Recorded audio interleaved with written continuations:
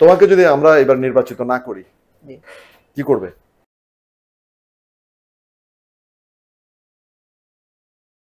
আচ্ছা, আমরা একটু পরে যাব পুলিশের। একটা পুলিশ রাষ্ট্র বলে না? বলেছেন। পুলিশ রাষ্ট্র, ঠিক না? জি শুনছি পুলিশি স্যার। রাষ্ট্র বলে। পুলিশি রাষ্ট্র মানে কি?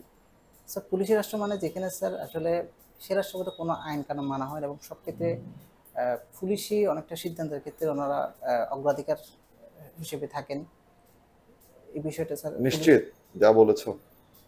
স্যার আমার আসলে বিষয়টা সম্পূর্ণ নিশ্চিত না, তবে এটার সাথে আমি রুল অফ ল কনসেপ্টটাকে একটু এক্সপ্লেইন করুন তো, এই পুলিশি রাষ্ট্র এবং রুল অফ ল।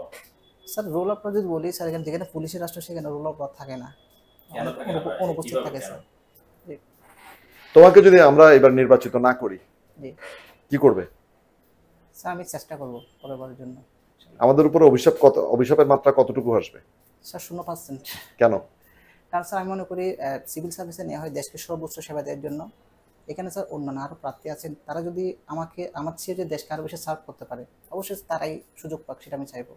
আর আমি চাই দেশটা এগিয়ে যাক, দেশের মানুষের মেধা দেশের জন্য, দেশের কল্যাণে কাজে লাগুক।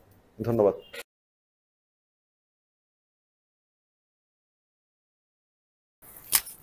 কি নাম আপনার? ধন্যবাদ স্যার।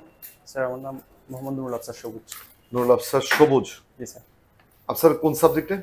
স্যার আমি maritime science. Maritime science. Science, good. Institution কোনটা? Institute sir Bangladesh marine academy, Bangabandhu Sheikh Mujibur Rahman maritime ইউনিভার্সিটির অধীনে স্যার। আচ্ছা, আমাদের একটা মেরিটাইম বাউন্ডারি আছে, ঠিক না? একটা কনফ্লিক্ট ছিল জি স্যার। মেরিটাইম বাউন্ডারি নিয়ে, ইন্ডিয়ার সাথে আবার মিয়ানমারের সাথে। জি স্যার। এখন ওই কনফ্লিক্টটা আমাদের শেষ। জি স্যার। এই কনফ্লিক্ট আমরা শেষ করার কারণে আমরা কি লাভবান হলাম না ক্ষতিগ্রস্ত হলাম? স্যার আমরা অবশ্যই লাভবান হয়েছি স্যার। মানে কতটুকু ভূমি আমরা পেয়েছি? আমরা তাকে অনেক ছেড়ে দিয়েছি ভূমি। জি স্যার। কতটুকু পেয়েছি আমরা? স্যার আমরা মিয়ানমার এবং ভারত দুটোর সাথেই আমরা এই বিরোধ নিষ্পত্তির ফলে আমরা 1,18,813 বর্গ কিলোমিটার ভূমি মেরিটাইম ভূমি বাউন্ডারি পেয়েছি স্যার। আচ্ছা, কনফ্লিক্টটা কেন হলো ওখানে ওনাদের সাথে, মিয়ানমারের সাথে? প্রথম আমার মিয়ানমার কনফ্লিক্টটা বলেন, তারপর ইন্ডিয়ান কনফ্লিক্টটা বলবেন। কেন কনফ্লিক্টটা কোন জায়গাতে? কনফ্লিক্টটা স্যার মূলত আমাদের স্বাধীনতার পরেই আমাদের যে সমুদ্র সীমা নির্ধারণ, এটা স্যার তখনও হয়নি স্যার। এটা আমাদের জাতির জনক বঙ্গবন্ধু শেখ মুজিবুর রহমান 1974 সনে সর্বপ্রথম এই সীমানা নির্ধারণের জন্য উদ্যোগ নিয়েছিলেন স্যার। আচ্ছা, ওই যে আমাদের মেরিটাইমে কয়েকটা টার্ম আছে না, territorial sea, exclusive economic zone, high sea. জি স্যার। এই বিষয়গুলো কি একটু বলুন আমাদের।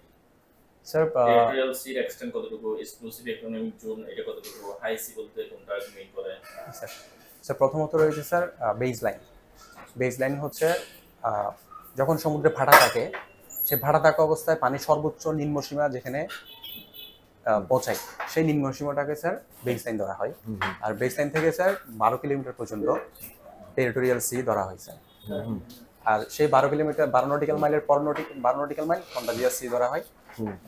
এরপরে স্যার এক্সক্লুসিভ ইকোনমিক জোন ধরা হয় স্যার 12 নটিক্যাল মাইলকে।